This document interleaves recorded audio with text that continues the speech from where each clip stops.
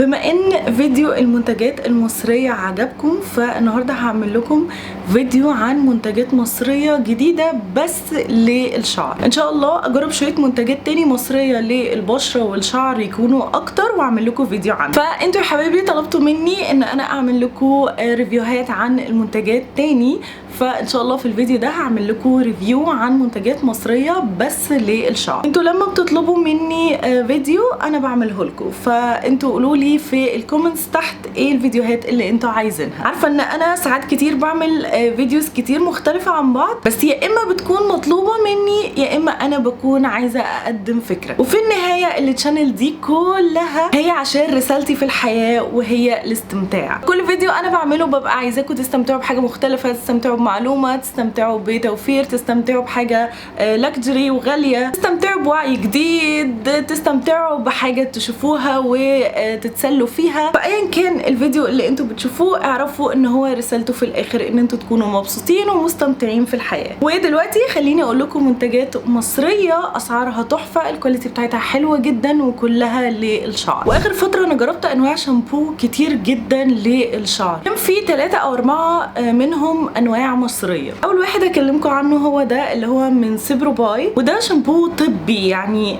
زيرو سلفيت، زيرو كل حاجه في الحياه. بس خليني اقول لكم ان انا معجبه قوي بالشكل بتاع الباكجينج، لان هو فيه زي كتابه من هنا كده صيني، وانا بحب الحروف دي تقريبا اسمها هيريجانا لا الكانجي دي الحروف اليابانيه، بس المهم ان انا بحب الرموز الصينيه. خليني اقول لكم ان هو مكتوب عليه ان هو بيدي شعر ناعم وبيقلل التساقط وبيقوي الشعر. احب اقول لكم ان ده من احسن انواع الشامبو الطبي اللي انا جربته. حجمه 300 مللي وهو ببامب كده، وانا بحب الشامبو اللي ببامب. ريحته خرافيه، ريحته حاجه طبيه بس ريحتها حلوه مش ريحتها وحشه، وانا بحب كده. انا حبيته فيه ان هو بينظف الشعر حلو قوي. بس خليني اقول لكم ان انا مش بستعمل الشامبو الطبي اللي هو زيرو كل حاجه في الحياه على طول، يعني انا بستعمله مع شامبو تاني. بس لو انت شعرك بيزيت، لو انت شعرك مجهد، لو انت شعرك تعبان من كتر الشامبوهات اللي انت بتستعمليها، فجربي ده لفتره هيعجبك قوي. كمان انا شايفه انه سعره حلو على حجمه، وقوامه بين الخفيف والتقيل وشفاف خالص ملوش لون، وتحسيه شبه الجل كده شويه. وانا حاسه ان هو نتيجته حلوه قوي في التساقط، يعني لو شعرك بيتساقط او شعرك بيقع الفتره دي اشتريه هتحبيه. من نفس المجموعه دي كمان بتاعت سيبرو باي انا اخدت الليف ان كونديشنر. على فكره هو نفس الحاجه ومكتوب عليهم نفس الكلام، حتى شوفوا هو نفس الباكجينج. ولو انتوا ما تعرفوش انا بحب حاجه اسمها ليف ان، بجرب انواع كتير مستورده، بس الغريب بقى في النوع ده ان هو مكتوب عليه انه فيه SPF 30 بلس، وكمان هو بارابين فري وسولفات فري. حجمه 200 مللي. هو بس فيه عيب واحد، هو كل حاجه فيه تحفه. اولا بينعم الشعر، مش بيلزق لو انت بتعملي الشعر بعده، مش بيلزق الشعر بالعكس بيسيبوه حاوي، فانا حبيته قوي. بس هو فيه عيب واحد، ان البخه بتاعته مش مظبوطه. يعني خليني اوريكم، بصوا البخه بتاعته عامله ازاي. هو اصلا ما بخش طبعا عشان ببخ ببطء، فبصوا هو نزل هنا. فخليني اوريكم، شايفين هو بيبخ ازاي؟ دي كده اللي انا بختها، فالبخه بتاعته مش مظبوطه. يا اما هو عايز يكون قوامه اخف، يا اما البخاخه نفسها مش حلوه. خليني اقول لكم ان ريحته شبه الشامبو، حاجه طبيه بس ريحتها حلوه، والقوام بتاعه بين الخفيف والتقيل. شايفين يعني هو ساب زي الكريم كده، بس هو طبعا في الشعر بيختفي في الشعر. يعني ممكن احطه على شعري دلوقتي. ريحته تحفه، ريحته غابه، ترطيبه حلو قوي. انا شايفه بقى طبعا بما ان هو في SPF 30 بلس، انا شايفه ان هو هيبقى ممتاز في المصيف والسفر، ولو احنا رايحين على البحر. فلو حد بيقعد بشعره على البحر ده هيبقى ممتاز للشعر. عايزه اقول لكم بيهدي الهيشان جدا، يعني لو شعرك من النوع اللي بيهيش من الحر اللي احنا فيه ده بيهدي قوي ان الشعر يبقى هايش. النور قطع. طب اكمل الفيديو ولا استناه يجي ولا ايه؟ النور النهارده قطع 3-4 مرات. هو بيقطع 5 دقايق ويرجع يعني، فخلينا نكمل الفيديو لحد ما يرجع. تاني نوع شامبو انا جربته واتفاجئت ان هو مصري اصلا، اتفاجئت ان هو مكتوب عليه صنع في مصر، وهو بليس. اول مره اعرف ان بليس ماركه مصريه اصلا. عايزه اقول لكم ان هو حجمه 500 مللي يعني نص لتر، شايفينه جنبي قد ايه. المفروض ان هو بالارجان اويل. ريحته لا لا لا، ليه الشامبوهات بقت ريحتها حلوه قوي كده؟ ريحته تحفه تحفه تحفه.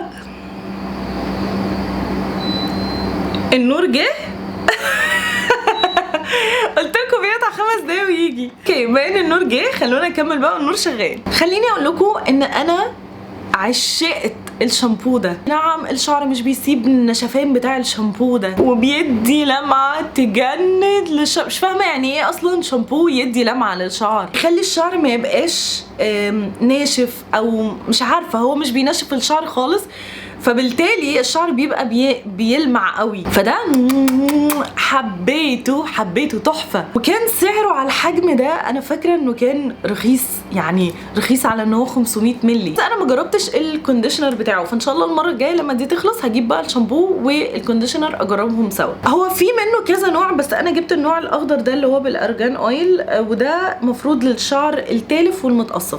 هو فعلا ما بيقصفش الشعر خالص، يعني انا من ساعه ما اشتريته شعري حاسه ان التقصيف مش بيزيد، وده راجع ان هو بيرطب. هو بيرطب فعلا. حتى هو قوامه تقيل، يعني هو قوامه تقيل جدا، يعني مش عارفه اوريكم ازاي، بس هو قوامه اتقل من الشامبو العادي، قوامه تقيل قوي. ده هيبقى حلو قوي لو انت شعرك جاف. يعني انا شايفه الشامبو ده لو انت شعرك من النوع الناشف، وانا شعري بينشف طبعا بحكم الطول، الشامبو ده انت هتعشقيه. قولوا لي لو انتوا عمركم جربتوا حاجه من بليس قبل كده ولا لا. يعني انا عندي كل البيلو كفر من بليس، بس اول مره اجرب المنتجات بتاعتهم. الشامبو اللي بعد كده اللي جربته هما الاثنين الجداد دول من ايفا، ده الشامبو وده الكونديشنر.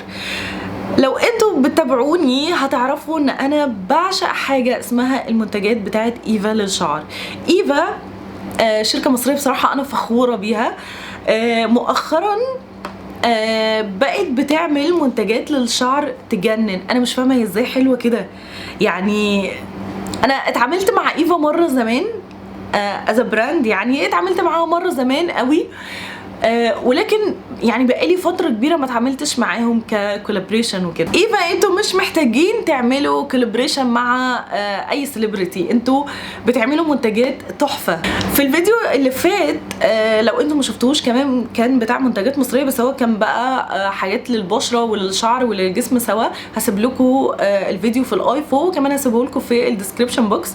ده الفيديو اللي انتوا طلبتوا مني ان انا اعمل جزء تاني. كنت متكلمه عن شامبو وكونديشنر نوع تاني من ايفا غير ده، وكان اصلا النوع ده لسه منزلش، فلما النوع ده نزل انا اشتريته. بصراحه انا لسه النوع اللي في الفيديو الاولاني هو المفضل عندي، بس كمان النوع ده حلو قوي وهقول لكم تستعملوه ازاي. هقول لكم ان هو في منه كذا نوع. انا جبت النوع ده اللي هو بريحه جوز الهند، وارجوكم ده ابعدوه عن اولادكم، لانه بصوا شكل الازازه عامل ازاي. الازازه كانها ازازه صوص، يعني ده شكل الشامبو وده شكل البلسم. انتوا متخيلين ان دي ازازه بلسم، شكلها ازازه عصير صوص، حتى لما بتتفتح كانها تنزل كاتشب مثلا.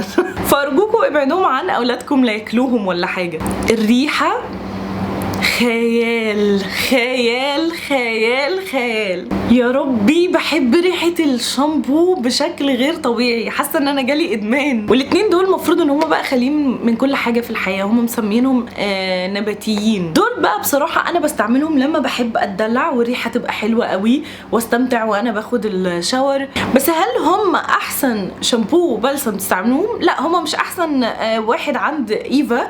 ايفا لسه المجموعه التانية عشان انا بس بنسى اسمها وهي خلصانه من عندي دلوقتي، اللي انا اتكلمت عنها في الفيديو الاولاني، هي لسه المفضله عندي. بس دول انا ممكن استعملهم مع المجموعه الاولانيه، يعني دول ممكن اخليهم برضو مش الشامبو الاساسي لشعري. بس على فكره الشامبو ده بينظف جدا جدا جدا، بينظف فروه الشعر جدا جدا جدا. فلو شعرك دهني الشامبو ده هيعجبك قوي. والكونديشنر كمان الترطيب بتاعه لطيف. احنا عارفين طبعا ان معظم الحاجات اللي بترطب بتاعت ايفا رهيبه. يعني عايزين نعرف ايفا بيحطوا ايه في البلسم بتاعهم، فدول برضه انا حبيتهم. ان شاء الله المره الجايه لما اجي اشتري عايزه اجرب مجموعات تاني، لان عرفت ان في بروايح كتير. كمان لما رحت مول عرب لقيت في ستور لإيفا. انا اول مره في حياتي اعرف ان في ستور لإيفا اصلا، في محل إيفا في كل المنتجات بتاعت إيفا، بتاعت الشعر والشمس والبشره، كل حاجه تتخيلوها. كل الحاجات اللي احنا مش بنلاقيها في إيفا وبتبقى سولد اوت على كل الابليكيشنز انا لقيتها في المحل بنص السعر. واقول لكم دلوقتي لقيت ايه عندهم رخيص جدا. فاكرين في الفيديو الاولاني لما قلت لكم ان انا مش بلاقي ابدا الهير ماسك ده؟ لقيته ب 70 جنيه في الستور بتاع إيفا اللي في مول العرب. لايك وات؟ ب 70 جنيه؟ ده انا بقعد ادور عليه ومش بلاقيه حتى لو غالي. عايزه اقول لكم انا واختي خدنا ستوك منه، وان شاء الله انا هديكم من الهير ماسك ده في الجيف اواي الجاي. ولو انتوا مش متابعيني على الانستجرام ان شاء الله المسابقه الجايه هتبقى على انستجرام، فهسيبه لكم هنا. روحوا اعملوا لي فولو على الانستجرام عشان تلحقوا المسابقه اللي جايه. عشان انا بحبكم فهديكم من الهير ماسك ده اللي انا مش بلاقيه بسهوله واللي انا بموت فيه. خفيف، مش بيسبب تساقط، بيرطب الشعر، فظيع فظيع. اولا هو في منه 3 انواع، ده بقى اللي انا اكتشفته، يعني ان في منه الشريط ده لونه بينك اللي هو ده، وعايزه اقول لكم ان ده يمكن اكتر واحد انا حبيته فيهم. وده مكتوب عليه بالصبار وبروتينات الحرير، ومفروض ان هو للشعر المجهد المصبوغ. انا شعري مش مصبوغ بس هو تحفه. وفي واحد بالصبار ده اللي هو للشعر العادي، وده كمان ترطيبه حلو قوي. وفي بقى اللي هو الخط هنا بيكون لونه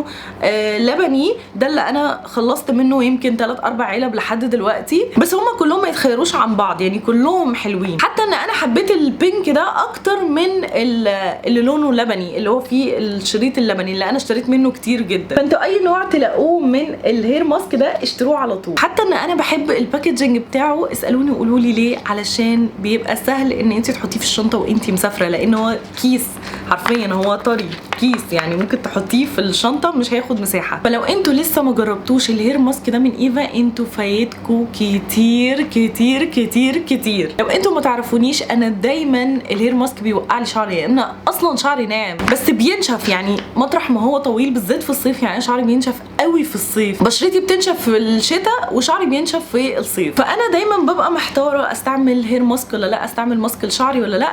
دول تحفه خرافه، جربوهم. واخر منتج للشعر في الفيديو ده واخر منتج مصري هو السيرم ده من براند مصريه، اول مره اجرب منها حاجه، هي اسمها تويست اند جو. وده هير سيرم مكتوب عليه دراي تاتش، وهم صدقوا هو فعلا دراي تاتش. سيرم بيحمي من الحراره، بيغلف الشعرايه، وابدا ما بيخليش الشعر يلزق ابدا. حطي منه 100 بامب برضو شعرك مش هيلزق. عايزه اقول لكم ان انا تقريبا بحط 4 أو 5 بامب منه وبحطه على كل شعري. استعملته شعري مبلول واستعملته شعري ناشف، الاتنين نتيجتهم تحفه. بحطه على شعري قبل السشوار، بحطه على شعري بعد المكوى. حجمه 60 مللي، وكمان سعره كان تحفه، سعره من ارخص انواع السيرم اللي انا جربتها الفتره الاخيره. بصوا هو خفيف، يعني هو خفيف قوي، الليكويد بتاعه خفيف قوي، مش زي باقي انواع السيرم بتاعت الشعر اللي بتكون تقيله شويه.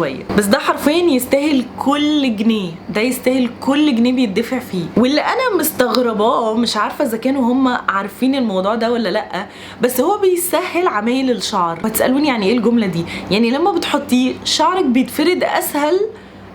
لو انت بتعمليه سشوار او بتنشفيه او بتعملي بالستريتنر او بتعملي حتى بالكيرلر اللي هي بنعمل بيها شعرنا ويفي او كيرلي، ده بيخلي الشعر يتعمل اسهل، بيخلي حته الستايلنج في الشعر اسهل.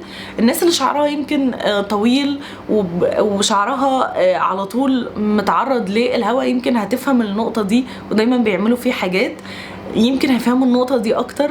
السيرم ده بيسهل التعامل مع الشعر. مش عارفه الصراحه ايه المكون اللي ممكن يكون موجود بيخليه يعمل كده، بس هو الحقيقي الاكبر ميزه فيه ان هو مش بيلزق الشعر خالص. يعني ده اكتر سيرم انا استعملته في الحياه مش بيلزق الشعر. وبس كده اكون قلت لكم كل الحاجات اللي انا جربتها مؤخرا مصريه للشعر. لو عجبكم الفيديو ما تنسوش تعملوا لايك، وكمان ما تنسوش ان انتوا تقولوا لي في التعليقات تحت ايه الفيديو اللي انتوا حابين اعمله لكم.